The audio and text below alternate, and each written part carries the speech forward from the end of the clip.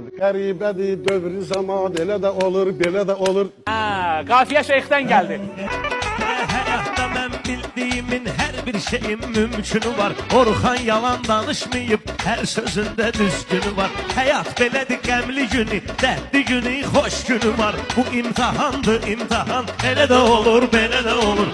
Sən belə insan kimisən, kimli gün haqda fikr elə. Var sənə bir məsləhətim, Allahın adını zikr elə. Xoş günündə də şükür elə, qəmli gündə də şükür elə. Ey sənə qurban yaradan, Belə də olur, belə də olur. Bəzən olur bir hərəkət bütün insanı titrədir. Bəzən olur bir kəlmə söz insanı həmən izlədir. Ged atçınan sən Quranı, Allah insanı tərif edir. Bəzən də qorxudur Quran, belə də olur, belə də olur.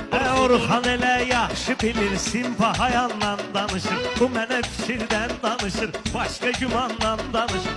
Şeyx gör hara çatmışır, kim mənə Qurandan danışır. Bir gün ayıq, bir gün piyan, elə də olur, belə də olur. Gətirmisən sən bunu şairlərin içinə salmısan. Təsəvvür et yırtıcı vampirlərin içinə salmısan. Nəsib uşağı gətirmisən şirlərin içinə salmısan. Simpa qoca bizdə zaval, Belə də olur, belə də olur.